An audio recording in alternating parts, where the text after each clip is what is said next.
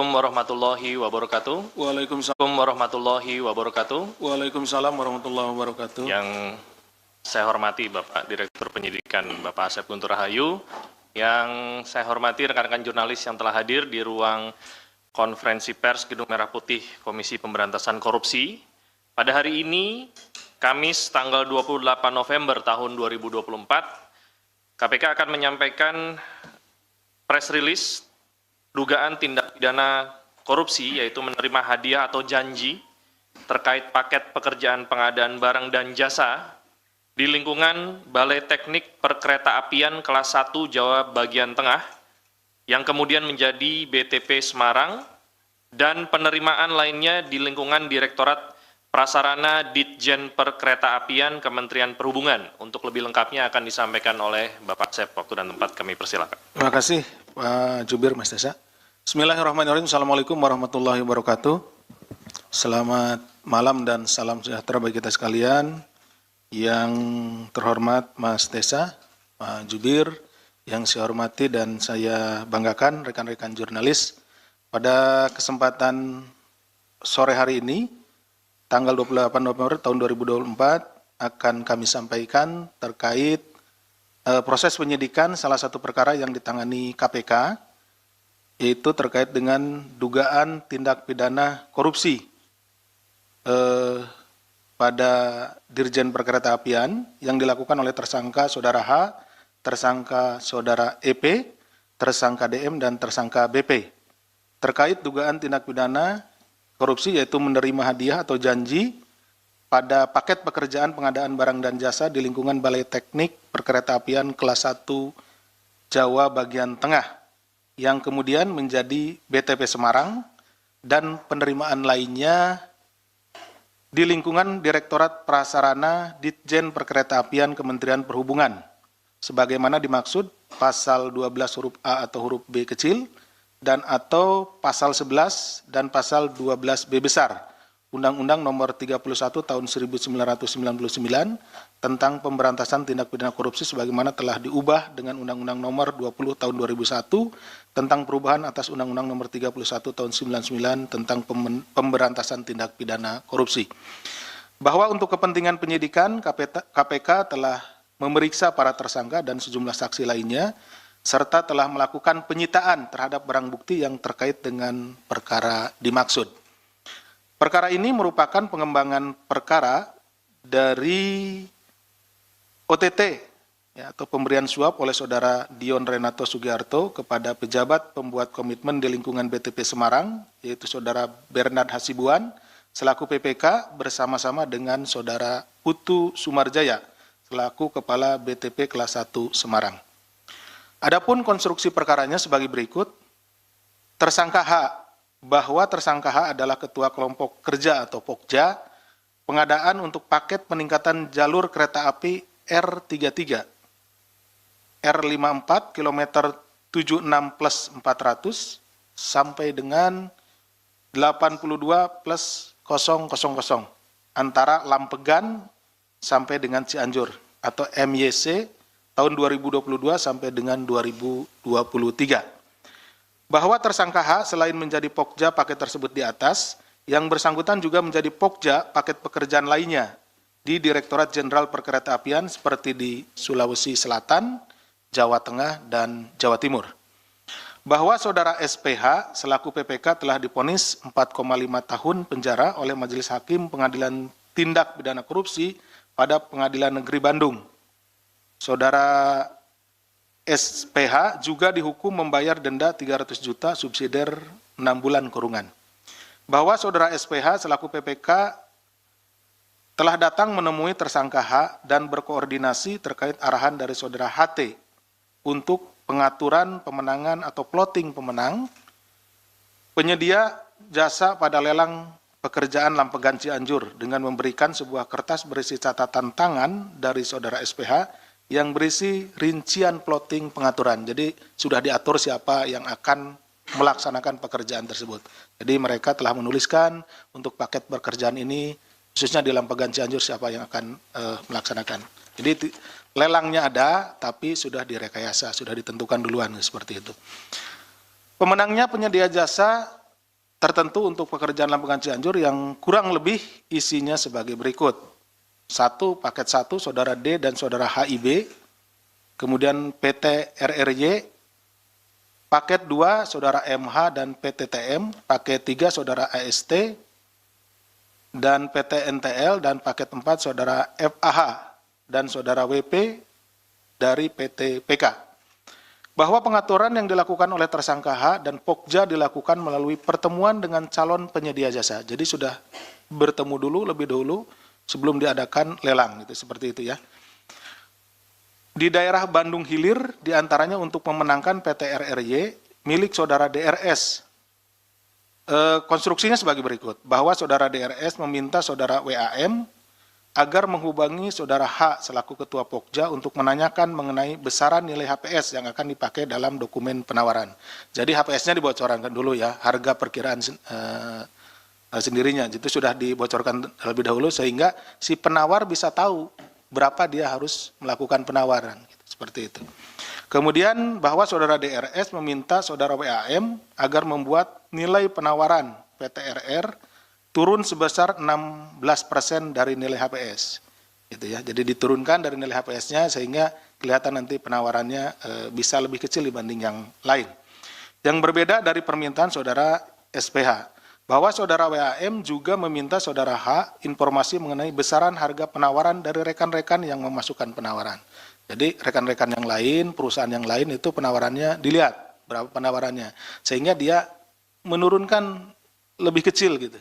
Karena istilahnya penawaran yang lebih kecil nanti kan yang akan disetujui. Bahwa saudara WAM membuat 2 penawaran dengan besaran harga penawaran turun 20% dari HPS dan satunya lagi turun 16% dari nilai HPS sambil menunggu informasi bocoran harga penawaran rekanan lainnya dari saudara H.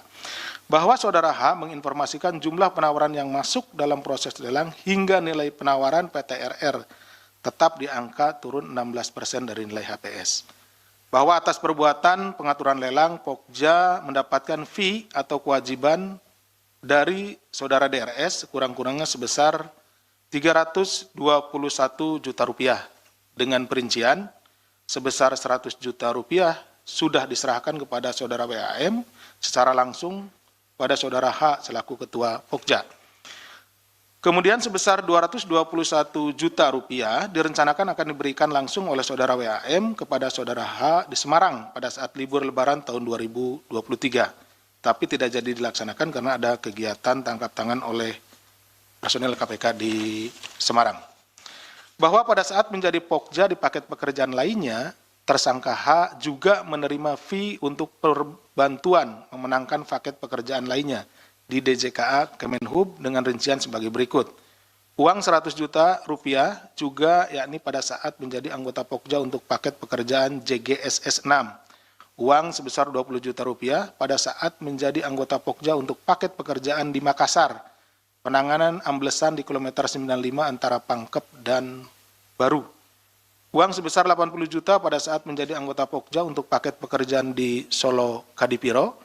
Uang sebesar 30 juta pada saat menjadi anggota Pokja untuk paket pekerjaan di perlintasan sebidang, Jawa dan Sumatera. Uang sebesar 100 juta pada saat menjadi anggota Pokja untuk paket pekerjaan JGSS 2. Uang sebesar 50 juta rupiah pada saat menjadi anggota Pokja untuk paket pekerjaan JGSS 3 diterima dari Kapokja, saudara BP. Uang sebesar 50 juta rupiah pada saat menjadi anggota Pokja untuk paket pekerjaan JGSS 5 diterima dari Kapokja, saudara BP. Uang sebesar 240 juta pada saat menjadi ketua Pokja untuk paket pekerjaan di pembangunan jalur ganda kereta api lintas Mojokerto sepanjang. Bahwa berdasarkan fakta-fakta dan alat bukti, penyidik menemukan adanya dugaan perkara tindak pidana korupsi yang diduga dilakukan oleh saudara H selaku ketua Pokja, pengadaan untuk paket pekerjaan peningkatan jalur kereta api R33 menjadi R54 kilometer 76 plus 400 sampai dengan 82 plus 000 antara Lampegan Cianjur atau MYC tahun 2023 sampai dengan 2024 di lingkungan BTP kelas 1 Bandung bersama-sama dengan saudara SPH selaku PPK pada BTP kelas 1 Bandung tahun 2023 sebagaimana dimaksud pasal 12 huruf A atau huruf B atau pasal 11 Undang-Undang 3199. Tersangka EP bahwa yang kedua, tersangka EP bahwa saudara EP adalah Ketua Pokja Pengadaan untuk Pekerjaan Perbaikan Perlintasan Sebidang Jawa dan Sumatera tahun 2022. Bahwa saudara EP selain menjadi Pokja Pengadaan untuk Pekerjaan Perbaikan Perlintasan Sebidang di wilayah Jawa dan Sumatera tahun anggaran 2022 juga menjadi Pokja paket pekerjaan lainnya di Dirjen Perkeretaapian seperti di Sumatera, Sulawesi, Jawa Barat, Jawa Tengah, dan Jawa Timur. Bahwa yang menjadi PPK pengadaan untuk pekerjaan perbaikan perlintasan sebidang wilayah Jawa dan Sumatera adalah saudara FAD. Bahwa saudara FAD telah divonis, jadi ini telah lebih duluan ya rekan-rekan ditangani perkaranya, selama 4 tahun penjara dengan denda 200 juta, subsidiar kurungan 4 bulan pada perkara korupsi pekerjaan perbaikan perlintasan sebidang Jawa dan Sumatera tahun 2022. Bahwa saudara FAD yang memerintahkan kepada saudara EP untuk pekerjaan perbaikan perlintasan sebidang wilayah Jawa dan Sumatera tahun 2022 agar dimenangkan PT KA PM. Ya. Bahwa PT PM adalah anak perusahaan PT KAI yang mendapatkan paket pekerjaan perbaikan perlintasan sebidang wilayah Jawa dan Sumatera tahun 2022 pada saat saudara FAD menjadi PPK-nya. Bahwa saudara HAM, staf PPK, memberikan dokumen teknis persyaratan lelang. Nah ini jadi kalau ada kecurangan-kecurangan itu pasti ada dokumen-dokumen yang dibocorkan. Jadi ada HPS, kemudian ada dokumen teknis dan lain-lain yang dibocorkan gitu ya, supaya si yang akan ikut lelang ini sudah memiliki gambaran terkait misalkan besaran biayanya, besaran anggarannya, atau spesifikasi yang diminta seperti itu. Dokumen teknis persyaratan lelang, ada RKS dan RAB, HPS, dan lain-lain, kepada saudara YI, staf PT KAPM dan saudara HAM yang membantu menyusun dokumen lelang atas dasar jasa dari saudara HAM, kemudian menerima uang 100 juta rupiah dari saudara P di PT KAPM di salah satu rumah makan Konstring di daerah stasiun Gondangdia di Jakarta ya tempatnya. Bahwa saudara EP selaku Ketua Pokja meminta kepada saudara FAD untuk segera upload dokumen persiapan pengadaan untuk pekerjaan tersebut dan meminta tim Pokja melakukan evaluasi yang lebih mendetail terhadap dokumen penawaran dari PTBA karena saat itu PTBA berada di urutan pertama karena harga penawaran yang diajukan lebih rendah. Tadi kan saya sebutkan biasanya yang lebih rendah itu penawarannya bisa itulah yang diterima salah satunya.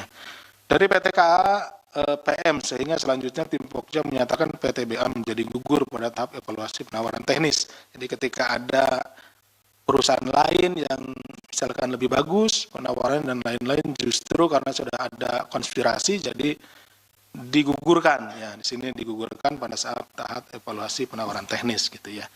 Bahwa atas perbantuan pengaturan lelang Pokja perbaikan perlintasan sebidang wilayah Jawa dan Sumatera menerima imbalan dengan rincian uang 100 juta rupiah dari saudara HM dan uang sejumlah 40 juta dari saudara FAD. Bahwa pada saat menjadi Pokja di paket pekerjaan lainnya, saudara EV juga menerima fee untuk perbantuan memenangkan paket pekerjaan lainnya di DJKA Kemenhub dengan rincian sebagai berikut. 1. Atas pengaturan lelang JGSS menerima uang sejumlah 100 juta untuk pekerjaan amblesan di kilometer 95 antara Baru Takalasi MJC 2022-2023 menerima uang sejumlah 125 juta rupiah. Dan ketiga, untuk memenangkan PT IPA pada pekerjaan pembangunan jalur ganda kereta api lintas selatan Jawa kilometer 37 plus 800 sampai dengan kilometer 40 plus 800 antara Mojokerto sampai dengan sepanjang lintas Surabaya Solo menerima uang senilai 60 juta rupiah. Bahwa berdasarkan fakta-fakta dan alat bukti, penyidik menemukan adanya dugaan tindak pidana yang dilakukan oleh tersangka Edi Purnomo EP selaku Ketua Kelompok Kerja Pengadaan Paket Pekerjaan dan Perbaikan Perlintasan Sebidang Wilayah Jawa dan Sumatera tahun 2022 dan kawan-kawan bersama saudara FAD dan lain-lain selaku PPK Dirjen Perkeretaapian berupa penerimaan hadiah atau janji dari saudara YI dan saudara P dari PT KAPM. Kemudian yang bersangkutan diduga melanggar sebagaimana dimaksud dalam pasal 12 huruf A huruf B, pasal 11 dan pasal 11 Undang-Undang 3199 tentang pemberantasan tindak pidana korupsi untuk Undang-Undang Nomor 20 Tahun 2001 dan junto pasal 55 ayat 1 ke 1 KUHP. Yang ketiga, tersangka BP.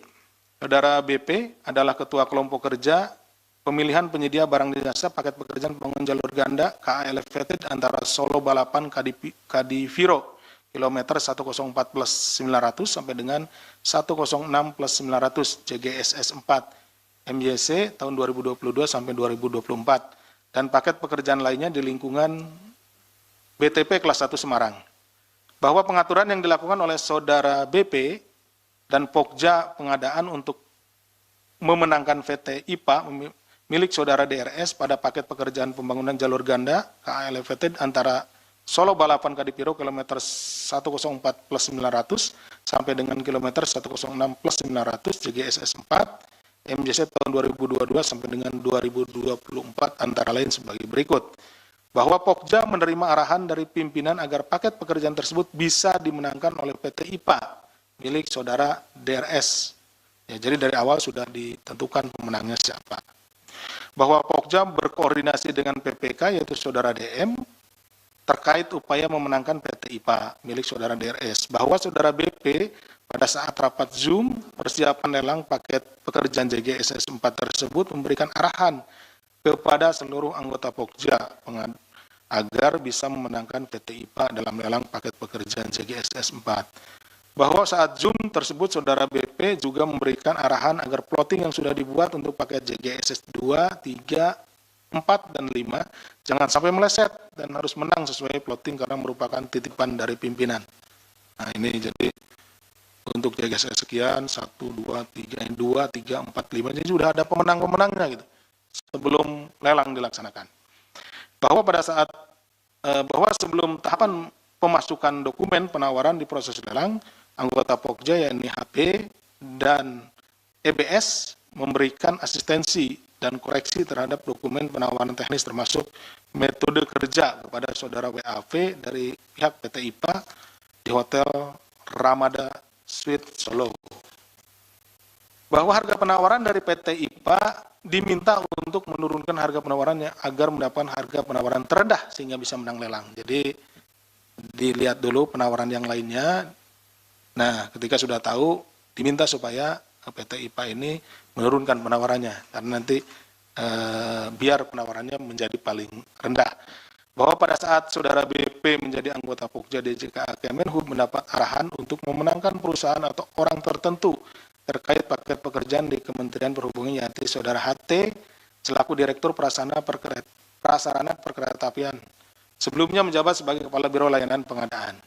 Bahwa terkait dengan paket pekerjaan pembangunan jalur ganda kereta api elevated antara Solo Balapan Kadipiro, kilometer 104 plus 900 sampai dengan 106 plus 900 JGSS 4 MYC tahun 2022 sampai dengan 2024, Pokja pengadaan mendapatkan fee atau kewajiban dari saudara DRS sebesar 0,5% dari nilai kontrak setelah dipotong pajak atau kurang lebih sekitar 800 juta rupiah.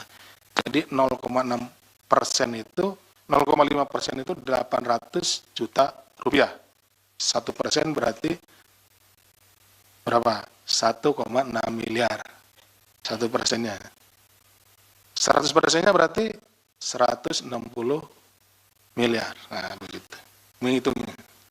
Atau kewajiban yang sudah diterima Pokja sekurang-kurangnya dengan rincian saudara BP selaku ketua Pokja sebesar 100 juta rupiah, tadi yang dari 800 itu ya dibagi-bagi, saudara H selaku sekretaris Pokja sebesar 80 juta rupiah, saudara EP selaku anggota Pokja sebesar 80 juta rupiah, saudara HP selaku anggota Pokja sebesar 80 juta rupiah, saudara EBS selaku anggota Pokja sebesar 80 juta rupiah, dan saudara IH selaku anggota Pokja dapat mendapatkan 40 juta rupiah. bahwa terkait dengan paket pekerjaan pembangunan jalur ganda KA Solo Balapan Kadipiro kilometer 96 plus 400 sampai dengan 104 plus 900 JGSS 6 tahun 2022-2024, Pokja pengadaan mendapatkan fee atau kewajiban dari saudara DRS sebesar 0,5% dari nilai kontrak setelah dipotong pajak kurang lebih sebesar 720 juta. Fee atau kewajiban yang sudah diterima Pokja sekurang-kurangnya dengan rincian antara lain saudara BP selaku anggota Pokja mendapat 100 juta rupiah. Berdasarkan bukti yang cukup, tersangka BP selaku ketua kelompok kerja pemilihan penyedia barang bersama-sama saudara DM selaku pejabat pembuat komitmen diduga keras telah melakukan dugaan tindak pidana korupsi menerima hadiah atau janji dari saudara DRS terkait dengan paket pekerjaan bangunan jalur ganda KLFD Solo Balapan Kadipiro kilometer 104 plus 900 sampai dengan 106 plus 900 JGSS 4 tahun 2022-2024 dan penerimaan lainnya sebagai maksud pasal 12 huruf A kecil, huruf B kecil atau pasal 11 dan pasal 12B besar Undang-Undang Nomor 31 tahun 99 tentang pemberantasan tindak pidana korupsi sebagaimana telah diubah dengan Undang-Undang Nomor 20 tahun 2001 tentang perubahan Undang-Undang Nomor 31 tahun 99 Yunto pasal 55 ayat 1 ke 1 KUHP bahwa tersangka H, tersangka EP, tersangka BP akan ditahan selama 20 hari pertama terhitung sejak tanggal 28 November 2024 hari ini, hari Kamis sampai dengan 17 Desember 2024 di Rutan Tahanan Negara Cabang Rutan dari Rutan Kelas 1 Jakarta Timur. Selesai, sekian yang bisa kami sampaikan. Terima kasih. Assalamualaikum warahmatullahi wabarakatuh. Waalaikumsalam. Baik, rekan-rekan diberikan kesempatan untuk bertanya seputar perkara yang saat ini sedang disampaikan, Rilis ya. Tidak keluar dari itu dulu ya. Silakan. Ini sudah berkali-kali. Ini. Ada? Yang lain aja oh ya. Ya,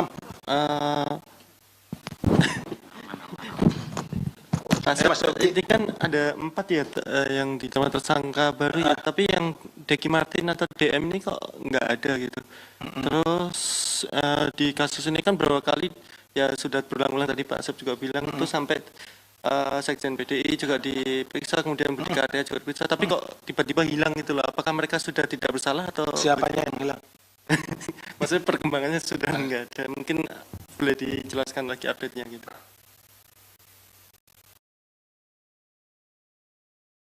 Yud. Mas Mario, silakan.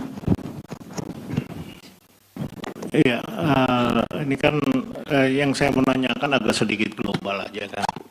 Nah, bahwa kasus ini kan bahwa bagian dari pengembangan dari kasus Dion dan yang sudah duluan itu Dion CS ini. Nah kemudian saya lihat ini ada klaster-klaster yang belum sempat terselesaikan.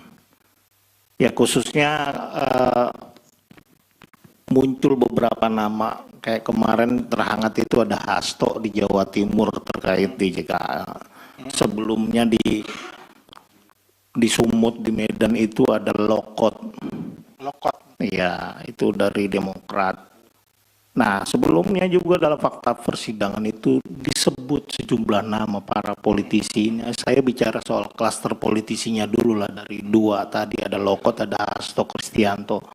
Nah, ini kan ada beberapa nama yang sebenarnya sudah sempat diperiksa atau tidak ada lagi gitu. Misalkan ada Ishak Meki, Sofian Ali SH itu terkait Tanjung Karang, Balaraja, Batu Raja, terus Sofian itu terkait Batu Raja, Lintas Tarakan, terus ada Syukur Nababan terkait jalan 75400 sampai dengan antara Lumajang Cianjur. Nah itu ini kan ada jatah-jatah yang disebutkan, ada Muhammad Hervano. Nah ini kan ngeri nama-nama ini kan. Terus juga ada beberapa dari Jawa Timur itu seperti seperti Lasmi Indrayani, ada ini kan Novita Wijayanti, ada Sadar Stuti. Nah ini terus ada dari PDI Sri Rahayu, ada Ali Mufti, ada Sumail Abdullah, ada Sarance Bando, Sultan Dasik, ada Ishak Meki. Nah ini nama-nama ini kok nggak diproses gitu loh. Yang saya sebutkan tadi ini kan ada klaster, dan kemudian sebelumnya ada klaster lain. Dalam fakta persidangan disebutkan bahwa jatah pengamanan BPK 1,5%. Ini anggota BPK-nya baru 1 yang tersangka. Ini kemana ini, yang lain kan berapa proyek nih? Cianjur ini, itu kan semua tanggung jawab yang diserahkan kepada BPK untuk menyediakan uang pengamanan kepada anggota BPK. Ya. Itu jelas di semua fakta persidangan itu disebutkan hal yang sama. Ya. Baik dari Dion, baik dari yang lain itu menyebutkan hal itu. Nah kemudian fakta yang agak lucunya itu sebelum di bulan Ramadan saya ingat itu. Saya dapat informasi sebenarnya Menteri Perhubungan Budi Karya itu kan diperiksa. Kok nggak nongol, alasan sakit. Terus sudah mau diperiksa, alasan lagi mau pilpres. Selesai pilpres katanya jangan gaduh, ada alasan pilkada. Sampai sekarang orang yang nggak jadi menteri nggak diperiksa-periksa. Ada fakta menarik di fakta persidangan terkait saudara menteri ini saat ada pembangunan jalur kereta api yang kebetulan pada saat itu juga bulan Ramadan. Pak Menteri ini bersama istri Bu Siti ini berkunjung ke Sukoharjo. Dan menemui salah satu PPK yang memerintahkan mengumpulkan para rekanan.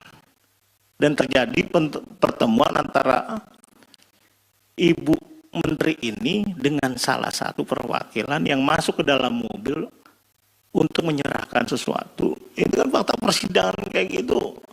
Si ibu ininya nggak pernah diperiksa kayaknya. Aman-aman aja. Nah, bagaimana fakta-fakta yang menarik ini bisa sesuai klaster ini bisa diproses? Ini kan agak cukup cukup menarik gitu loh. Ini baru sampai Jawa lah. Sumateranya masih dikit nih. Baru Sumateranya bagian, belum nanti Sumsel, ada Sumut, ada Lokot di sana, belum sampai Makassar, belum sampai. Nah itu kan semua melibatkan BPK yang jelas, ini kan bocor semua ya diamankan di BPK. Ya artinya KPK juga punya kawan-kawan nanti 6 lah buat audit, juga tinggal stempel aja lah ke BPK RI. Ya saya rasa di sini dipertaruhkan menjadi kado yang manis untuk periode pimpinan bahwa ada kado tahun baru yang menarik, bagaimana KPK membuat gebrakan lah, jangan kalah sama gedung yang di sebelah yang agak bunder-bunder itu, bahwa di sini juga bisa mampu melakukan mengembalikan marwah KPK. Ya terutama kan para politisi ini kan ada pokir-pokir mereka atau jatah-jatah dulu, kayak kasus Damayanti itu kan ada tuh jatah-jatah itu yang disalurkan melalui ini. Kayak Syukur Nababan sudah 3 kali kok selesai gitu loh. Sadewo aja nggak pernah nongol tuh orang. Sadewo ini yang paling, bahkan informasi dari pengakuan saksi, Sadewo ini datengin ke proyek minta jatah, orang lagi ngebangun rel dia dateng loh.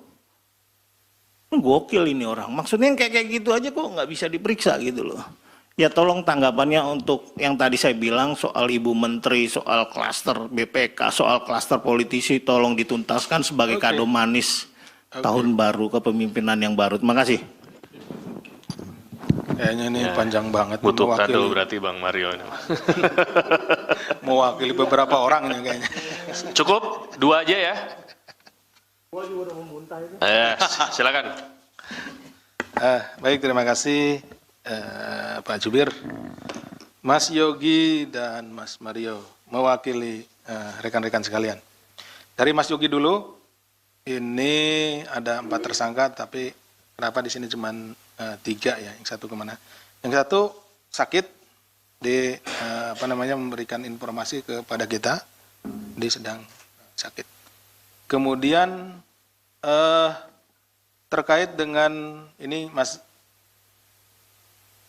dengan Mas Mario juga ini, ya dengan Mas Mario ada beberapa politisi yang kita minta keterangan ya. Jadi saat diminta keterangan yang bersangkutan itu sebagai saksi ya, saksi. Jadi tentunya kalau saksi itu yang kita harapkan adalah kesaksiannya untuk memberikan informasi-informasi kepada kita supaya penanganan perkara yang sedang kita tangani itu pembuktiannya bisa menjadi lengkap dengan kesaksian daripada para saksi, salah satunya dari politisi. Kenapa? Karena memang proyek ini anggarannya kan dari APBN, di mana APBN itu awalnya juga proyek itu dari dari Banggar dan lain-lainnya tentunya proyek-proyek ini. Kemudian juga Mas Mario menanyakan tadi, menyebutkan seperti sedang absen ya tadi ya, absen di ini sama hampir semuanya dikenali gitu ya. Betul Mas Mario, selain dari klaster pekerjaan ya, ada pekerjaan tadi kan, ada yang di Solo, kemudian Sukoharjo, ada yang dari Cianjur, Lampegan, ada yang dari mana gitu ya. Kita juga berdasarkan mengklasterisasi berdasarkan pekerjaannya. Tadi ada yang PPK, ada yang KPA dan lain-lain. Seperti itu, siapa PPK-nya. Memang ini akan memakan waktu yang cukup lama gitu ya. Termasuk juga tadi dari ditanyakan ada jatah 1% untuk pemeriksa gitu ya. Dimana kenapa cuma baru 1 pemeriksa yang kita ajukan sebagai tersangka? Karena memang ternyata khusus untuk perkereta apian ini orangnya 1 gitu. Jadi yang memeriksanya itu baik di pekerjaan di Jawa Tengah, Jawa Barat, Jawa ini cuma 1 orang. Gitu. Jadi dia numpuk gitu ya, seperti itu. Iya, tapi kan nanti dari sananya kan kita sedang cari kemana uang itu bergerak kan gitu. Boleh 1 orang, tapi kan kita sedang cari. Kemudian kalau tadi yang kita minta keterangan, ada beberapa politisi yang disebut sama Mas Mario itu juga kita nanti akan masuk ke klaster sana. Kita ada nggak, ditunggu saja ya, Mas Mario akan masuk ke klaster sana. Sementara kita sekarang ini memanggil kita saksi-saksi. Nah, saksi-saksi untuk yang ada sekarang maju gitu, seperti itu. Kemudian termasuk juga ke tadi disebutkan ada Pak Menteri pada saat itu ya, kan yang sekarang, kemudian juga ada keluarganya dan lain-lain yang sudah menjadi atau keterangannya sudah ada di persidangan gitu ya, sudah disampaikan. Jadi fakta persidangan ya, tentunya juga di kami juga sudah ada di hasil pemeriksaan di penyidikan. Klasterisasinya sudah ada, cuman ya kita mulai dari tadi ada sini pelaksana dulu, jadi perusahaan-perusahaan ini kemudian ke si penyedia dulu, kemudian ke para PPK, kemudian KPA gitu. Jadi dari 2 sisi ini dulu, baru orang-orang ini nanti yang akan kita masuk ke klaster berikutnya. Kemudian ya itu kira-kira, karena ini juga tadi disebutkan para politisi menyebut nama saudara S, banyak sekali nih, saudara IM, saudara SN, saudara banyak, kayaknya hampir semua ini di absen sama Mas Mario. Jadi intinya tunggu saja Mas Mario, kita juga akan sampai pada klaster yang dimaksud. Itu mungkin Mas Tessa. Terima kasih. Assalamualaikum warahmatullahi wabarakatuh.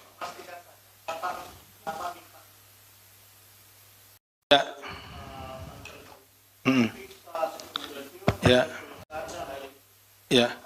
Ya, nanti saat surat panggilan itu kita layangkan, saya kabari Mas Mario.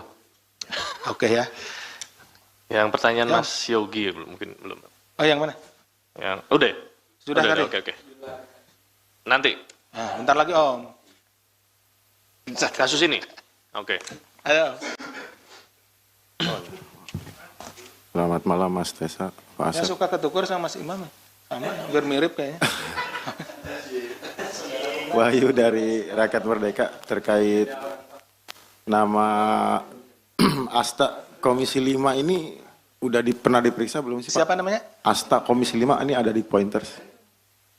Yang dimenangkan di paling atas Pak. Yang di tersangka H. SD. H.